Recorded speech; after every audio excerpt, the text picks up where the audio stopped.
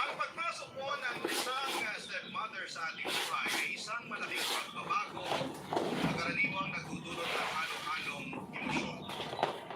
Maaaring magdulot ito ng kalituhan, takot at pag-aalinlangan. Ikaw, kabarangay, matatanggap mo ba ang pagkakaroon ng isang stepmother?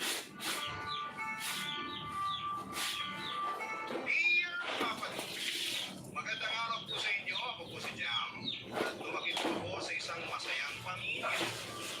Ramdam na ramdam ko po ang pagmamahal ng mami at daddy ko habang lumalaki ako. Kahit pareho silang busy sa trabaho ay palagi pa nila sinisigurado na may oras sila para sa akin. Pero nagbago po ang lahat ng iyon noong pumanaw si mami. Nainuulat po siya sa isang car accident at doon nagsimula ang pinakamalaking pagsubok na hinarap naming pareho ng Daddy Desmond ko. Sobrang naapektuhan po ako at dumating din sa punto na nawala na ako ng ganang bumabuhay. Pero kahit sobrang hirap ay nagpapasalamat ako kay Daddy at siya po talaga yung nagsilbing lakas ko at siyang nag-guide sa akin ng mga panahong yun. Hinahangaan ko po siya kasi kahit nahihirapan din siya sa pagkawala ni Mami ay pinilit pa rin niyang itago yung lungkot niya para sa kapatid. Ang totoo niya ay gusto ko sanang umalis sa bahay namin.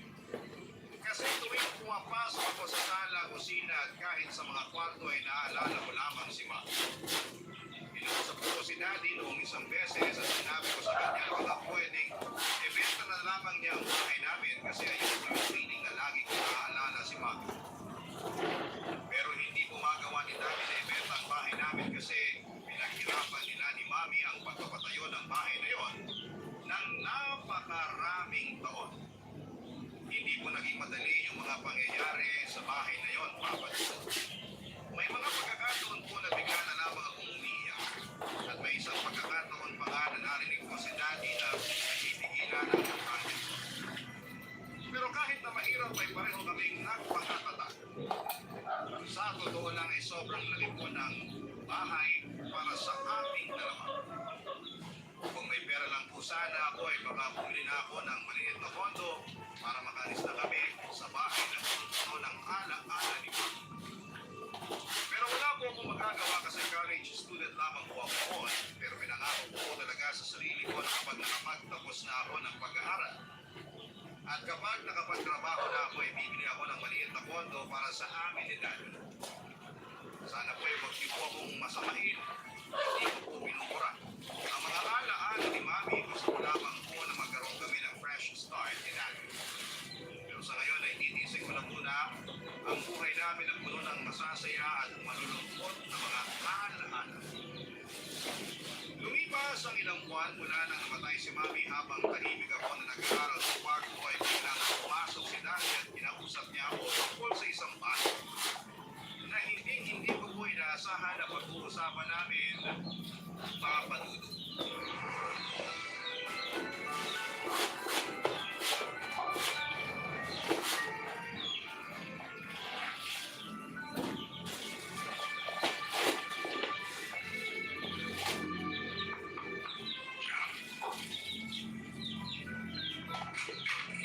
Daddy? Bakit? Ano po yun? Sorry na. Nag-store ko pa yata ako sa pag-aaral. Okay lang po, patapos na naman ako eh. Mabuti naman kung gano'n.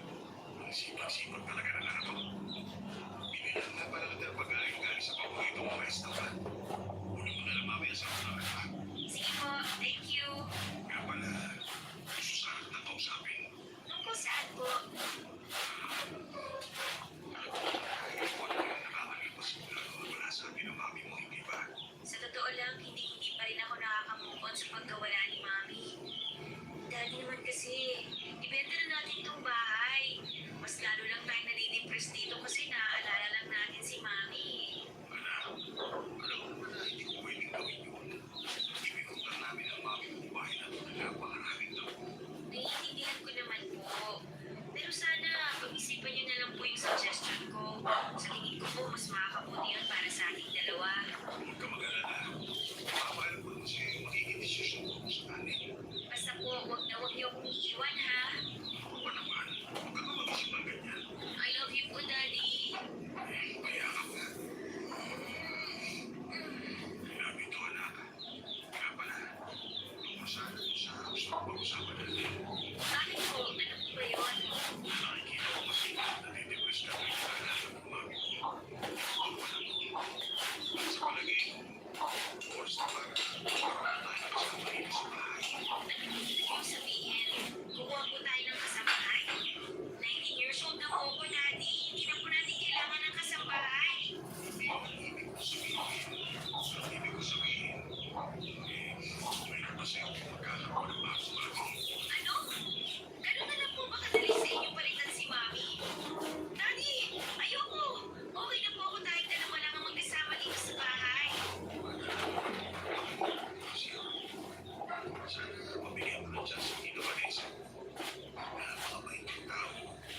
Sigurado ko magugustuhan mo siya pagkakasuko kayo. Ayoko! Wala pa nga isang taon simula na mamatay si Mami eh. Hindi ako makakapayag sa gusto niyo mangyari, Daddy. Bakit di naman sa'yo ito eh? Talaga po ba? Parang nga ba talaga sa akin yun o para sa sarili niyo? Alam mo naman na lahat ng ginagawa ko ay para sa'yo, hindi ba? Sobrang unfair niyo naman po. Ganun na lang ba talaga kadaling palitan si Mami? Hindi ko pinapalitan mo. At maniwala ka, walang makakapalit o makakapatay sa mami mo.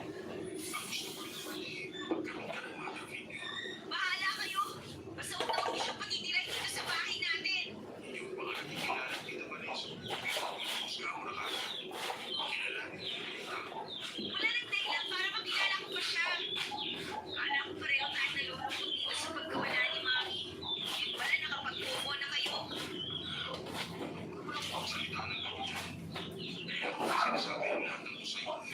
Kasi gusto ko magiging ka sa pagdating ng Tita Vanessa sa buhay natin. Hindi ako makakapayag na pumasok sa buhay natin ang babaeng yun. Kaya, please naman. Huwag niyo na po akong pilitin kasi kahit kailan, hindi ko mapapalitan si Mami tulad ng ginagawa niyo.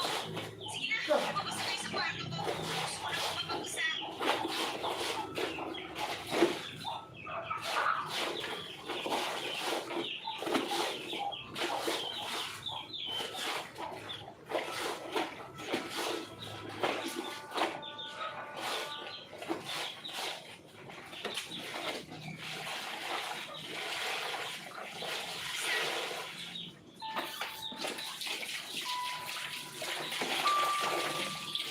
Sobra po akong nabigla noong sinabi sa akin ni Daddy na may nakilala na siyang babae na magiging stepmother o madrasta po kung sakasakali. Sobrang unfair kasi papadudod, hindi pa nga ako nakaka-get over sa pagkawala ni Mami tapos ngayon ay ipapakilala na ako ni Daddy sa isang babae na hindi ko naman kaano-ano. Mga ilang linggo ko pong hindi kinibuo o kinausap si Daddy papadudod.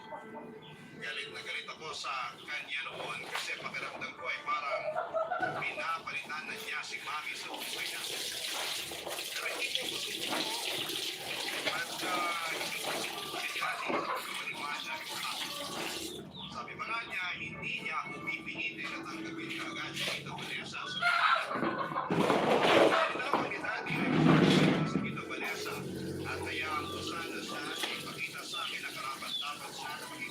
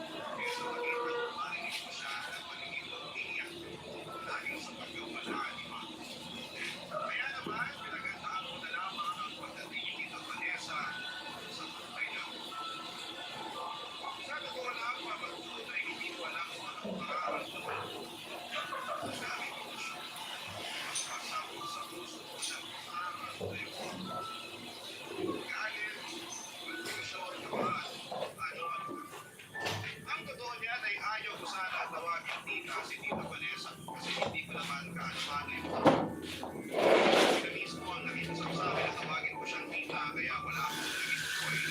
Ngunit yan, hindi sila pag-anak ni Vanessa sa kanyang niya. Pinigilan ko na lamang yung mga negative na nararamdaman ko at pinili ko na lamang na mag-isip ng positive na napakawag. Inisip ko na lamang na baka nakakama si Daddy na baka hindi ko lamang naman si Tita Vanessa lalo na hindi ko pa naman siya nakikilala. Tinanggap ko na lamang ang sitwasyon kasi alam ko na yung pagtanggap ko kay Tita Vanessa ang magpapasaya sa Daddy ko. Naisip ko yung papadulot na ang dami ng pinapakaala ni Daddy at deserve din naman niya. Kaya sa kakanin ko ang magpapakaala.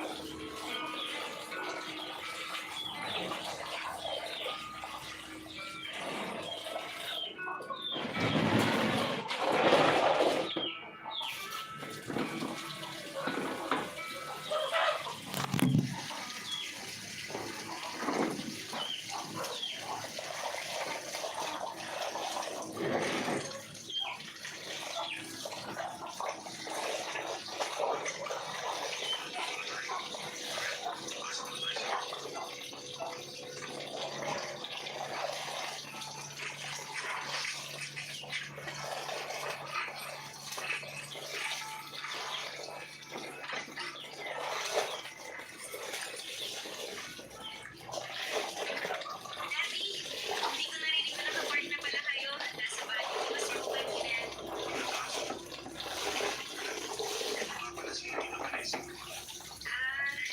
Hello po. Tuloy po kayo. Magpasensya kami na po itong sala. Medyo makalat. Pero lilinisin ko na rin po yan mamaya. Ba't hindi na lang po kayo nag-drive-thru, Daddy? Di ba sabi niyo sa akin kanina na sa labas kayo bibili ng pagkain? Aba, ibang klase ka rin ah. Ano po yun? Wala. Ang sabi ko, ibang klase ng bahay niyo. Sobrang ganda. Sensya ka na anak. Traffic kasi. Pero di ba rin, luluto na lang ako. Maiwan mo lang muna ng Tita Vanessa mo dito sa sala. Hindi na ako sa kusina. Okay, mahal. Bumalik ka agad, ha? Hindi ka na mahal. I love you too. Ah, hello po, Tita Vanessa. Ako nga po pala si Jam. Siya nga po pala. Ready na po yung kwarto niyo ni Daddy. Inayos ko na rin po yung kama niya doon. Vanessa na lang. Hindi naman ako ganun katanda para tawagin mo pang tita. Kahit na po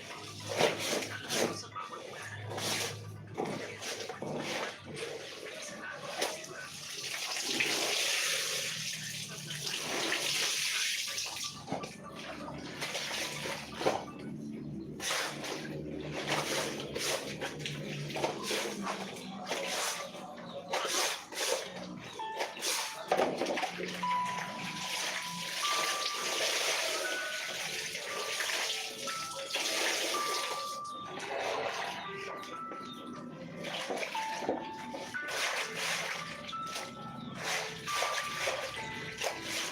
kung nabigla sa pakikiboko sa akin ni Tito Vanessa Papansin, hindi ko makalain na ibang kapatid siya umasta.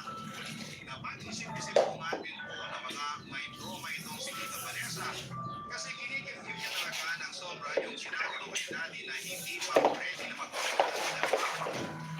Pero naniniwala po talaga ako na walang mali sa mga sinabi ko kay Daddy kung normal lang naman yung pagkalinlangan sa ideya na magkaroon ng stepmother. Pero yung hindi normal ay yung awayin ako ng sobra-sobra ni Tita Vanessa ng dahilan sa mga sinabi ko kay Daddy noon. Pwede niya naman sana ako sa akin ng maayos pero yun ang isang bagay na hindi niya ginawa. Tuwing nagkikita kami sa sala o di kaya ay sa kusina ay palagi niya ginagawa ang pagkakataon. Ituring niya ako ay para kung isang madilim na ulam o di kaya ay para kung may nakakahawang sakit. Sa totoo lang ay nagtitimpi lamang ako pero gusto ko na talaga siyang patulan. Ako po kasi yung tipo ng tao na talagang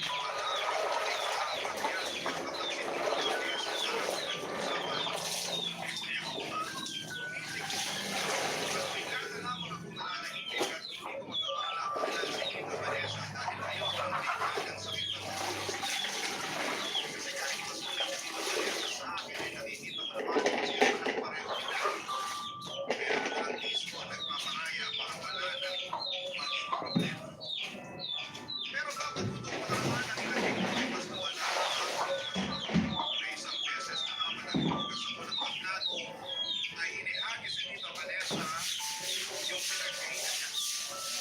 At dahil doon ay nagtraga mula ako sa lababo. Bukas ako hindi nakapagtigli at naglakas loob na talaga ako para kumprontahin sa Tita Vanessa. Pero inirapan niya lang ako at nakuha ko ang siya bigla. Grabe. Sa tingin ko talaga ay pinaglihi sa sama ng loob ng babaeng yun kasi never niya pa talaga akong itinuring na parang tao. At kung sa tingin ninyo po na yung paghagis ni Tita Vanessa ng pinagkainan sa lababo ang pinakamalalang ginawa niya ay nagkakamali po kayo para patulog. Barangay Love Stories. Barangay Love Stories. At kung magalipas, ang ilalim ko ay nagkaroon po ako ng mataas na nagdaan. Pagkaramdam ko talaga ay hihimatay na ako noong araw na yun. At habang alalang-alala si Daddy sa kalagayan ko, eto naman si Tita Vanessa, ay nagkaroon pa ng lakas ng loob para bumato ng mga nakakaimpir ng hirit tulad ng laglat lang yan, may lipas din yan, at huwag mo nang ipa-check up yan, sayang lang sa pera. Pero kahit na ganoon ay tinirpan na lamang ni Daddy si Tita Vanessa at pinili niya pa rin akong dalhin sa ospital. Kung hindi lang ako nilalagnan noong araw na yun ay baka talagang nasa tulong ako ng dapat. Pero ako wala rin hindi sabi ko sa sarili ko kasi kahit na ganoon siya ay nagawa ko pa rin magtipid at manahimik na lang. Pero alam niyo po ang mas nakakainis. Yung sobrang in love si Daddy kay Tita Vanessa. Parang wala na siyang ibang iniisip kung si Tita Vanessa lang at gusto niya na nagayuma si Daddy kasi parang handa siyang gawin ang lahat para sa stepmother ko pala. Sa tingin ko ay nagawa ko pagtiisan si Tita Vanessa kasi kabala ako sa mga schoolwork ko at hindi naman ako ganoon ka-immature para patulad pa siya. Tuwing may ginagawa siyang nakakainis ay iniisip ko na lamang na para din kay Daddy ito. Kasi habang lumilipas sa mga araw, mas nare-realize ko na gusto din ang napag-upuan na si Daddy sa pagkamatay. Pero alam niyo naman po na bilang tao, may limitations din po ang isang araw-araw ginagawa niya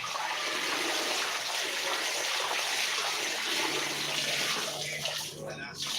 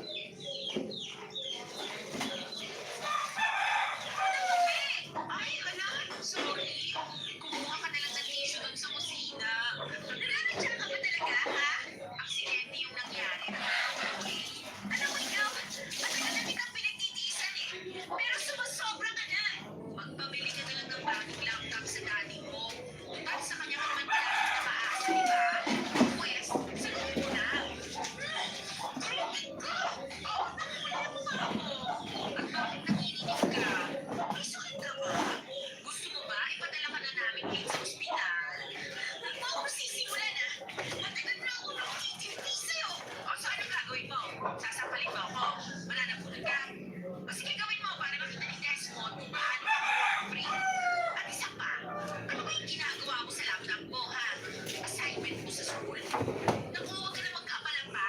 Kasi mukhang wala namang kinabukasan nag-aantay sa'yo. O sige, isusunod mo ba ako at makikita mo na talagang hinahanap mo? Alam mo, siguro nga naman ako sa nanay ko. Boyfriend din ba siya katulad mo? Ay, mabuti na lang talaga. Patay na siya. Kasi hindi deserve ni Deso. Ganong klaseng babae. Rest in peace na lang sa nanay mo kung galing swapper. Ang kapal ang mukha mo para magsalita ng mami ko ng ganyan. Iniwan mo ako. Kung saan ang tawa mo?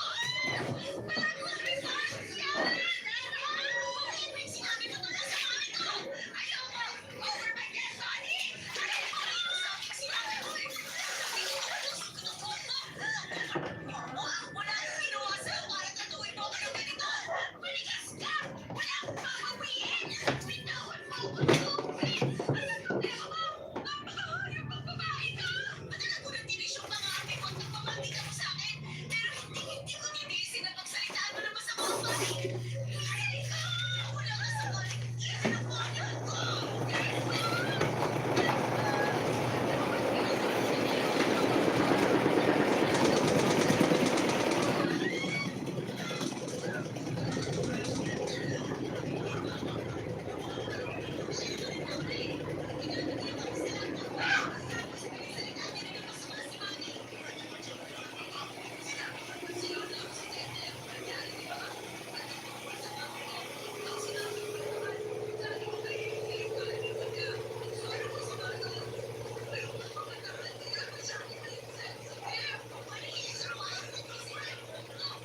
Napakasalamuhan ko talaga.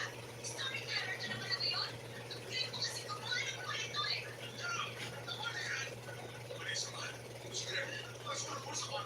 Pagsabihan mo yan ang mga, hindi na ako nagpasimulay ka dito.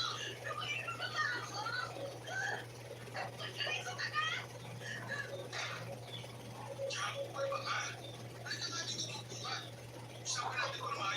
Wala pa akong ginagawang masama. Inatihan ko lang siya.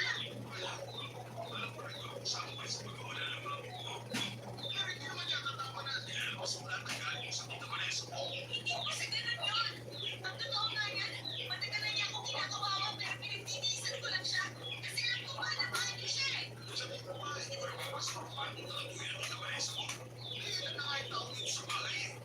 Sabi niya sa akin, hindi ko kahit daw matagal na siya madalas na po. Kaya mo raw siya pinagtataguban at sinusugitan. Ano? Sinabi niya yun? Ang kupal talaga ng mukha ng babaeng yun? Hindi ko totoo yun, Daddy. Pinabaliktad niya ako. Tama ka. Ano ba nangyayari sa'yo, Manata? Alam mo, kung may nakamabi mo, sigurado mo hindi siya magiging proud sa'yo. Wala po kayong karapatan para sabihin yan. Kaya, I'm sorry. Pero hindi ko na talaga alam kung ano gagawin ko sa'yo. Simulan sa buwan pa lang. Alam ko kung natuto ka na sa hindi na magkaroon ng mataas na. Pero kailangan ko umabot pa sa ganito. Nakikinig ko ba kayo sa akin? Ako na pinapagkreto niya. Pinabaliktad niya yung sitwasyon. Pinalaki para magsutuloy. Palagi kong kasama ang Budapest. At alam ko hindi ko makakalimutan yung babae. Sigurado po ba kayo na kilala niyo siya? Sabi mo ba kasi napurot ang babaeng yun? Hindi kita pinalaki bastos ha. Malalagpasin ko yung iyang mawala mo na respeto. Kausapin mo na. Maganda ka na umiinasama sa Budapest ko. Naman, panahon na ito ay parang nabuno talaga ay parang wala nang makakaintindi sa nararamdaman ko. Ang hirap pala sa pakiramdam na minsan nangalan ako magsalita o magsumbong tapos hindi pa ako mapapakinggan. At ang mas masakit pa ay sarili ko pang tatay